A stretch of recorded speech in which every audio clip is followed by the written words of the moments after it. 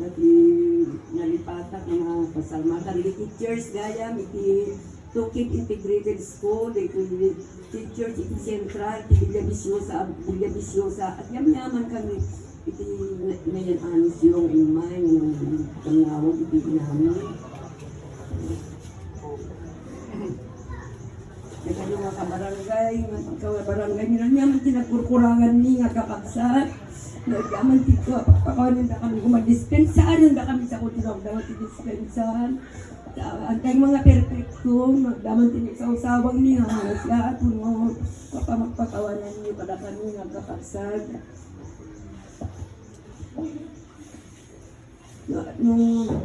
Kahit kung mga iawag dito, kahit kung ipatuloy niya ating kong abanti. Ano busi, ni Manong, ni Kwan, ano yung sakbay kumamot nga sulod ka rin pero tantay nga nanang yung sulod kayo nga nanang noon niya tili makadami bakit niyo nga inayon di bagat pag-yam-yaman ako na yung kung mga kwan maninigibong nga yaman ko kariti amin kada kayo amin nga dito sapay ko matan yung kami lipatan, wala inawanan kaya mami kong inami. Ayun po mga naglipatan nga kung kumusta, ina kami. Ikarkararagan, at itinararag tayo, kabisat. Ikarkararagan daw, ikarkararagan yung tumada kami, kamasapon yung ikararag. Tapos, nagyunan na ako, di managbiyak tayo. Kastan ako, yaman ako na kapatid na naibagakaga tayo.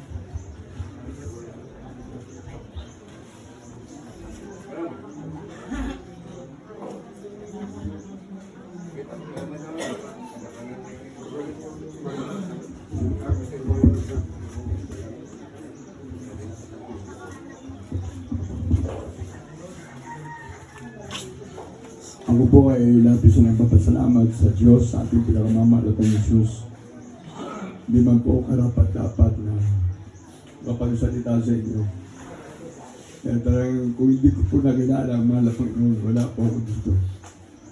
Sa ating beloved Nanay Anita, Dumalig Gandesa, kay Tatay Antonio.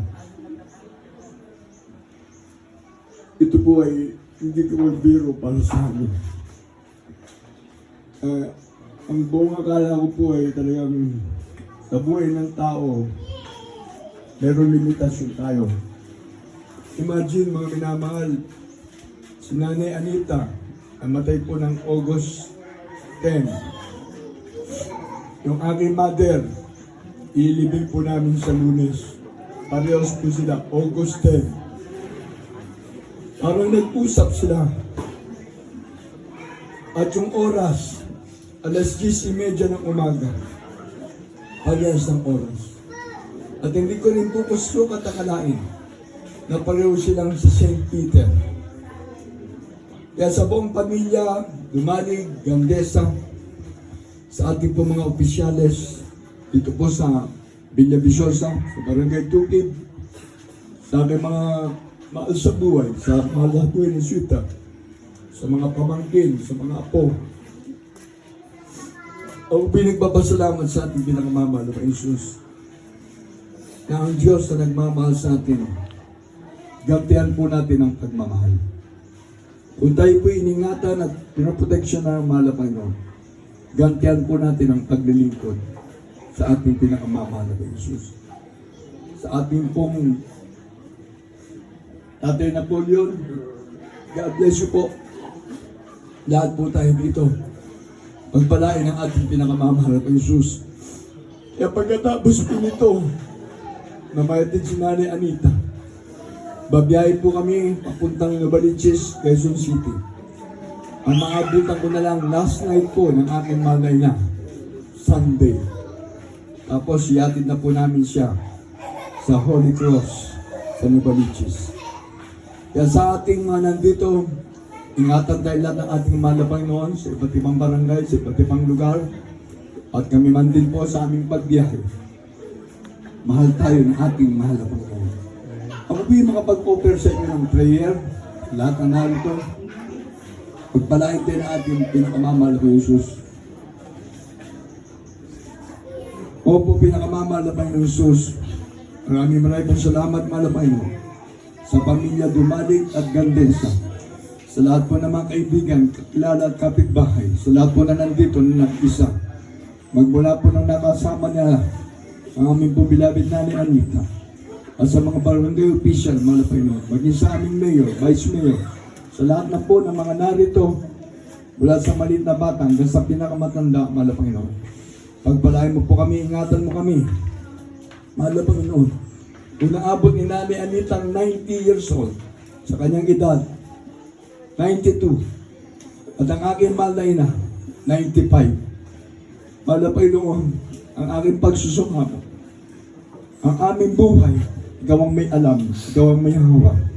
There is Jesus' life, and there is Jesus' life giver. At sa lahat po na narito, pagpalain mo po kami ng mahabang buhay, upang kami po'y makapaglingkod sa iyo. At sa lahat po ng mga opisyalis ng barangay, ingatan mo sila at gabayan. Mahal na Panginoon, lahat kami na narito, pagkaisay mo sa puso at kaisipan, bigkisin mo kami ng dakilang mong pag-ibig ngayon hanggang sa pagbabalik. Walang mapahamak, mahal na Panginoon. Ano mang kalamidad na dumarating sa aming bansa, kung meron mang lindol at bagyo, pagbaha, landslide, ingatan mo lahat sa disgrasya, sa may mga sariling sasakyan, sa mga estudyante, lahat po, mahal na Panginoon, ng mga mahal sa buhay, mga nanay, tatay, lolo at lola.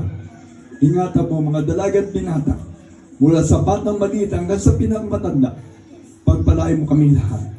Ingatan mo po kami, ikaw na pong gumabay at pumatubay sa bawat sa amin, ngayon hanggang sa pagbabalik. Sa Pangulang dalangin po ng aming malabang lista, Willie Estrada Almeda, aming beloved Mama dear son pastor, Lina Umon Almeda, yung abang lingkod, pagpalain mo po kami. Our Father, who art in heaven, hallowed be thy name. Thy kingdom come, thy will be done, on earth as it is in heaven. Give us this day our daily bread, and forgive us our debts, as we forgive our debtors. And lead us not into temptation, but deliver us from evil. For thine is the kingdom and power and glory, forever and ever.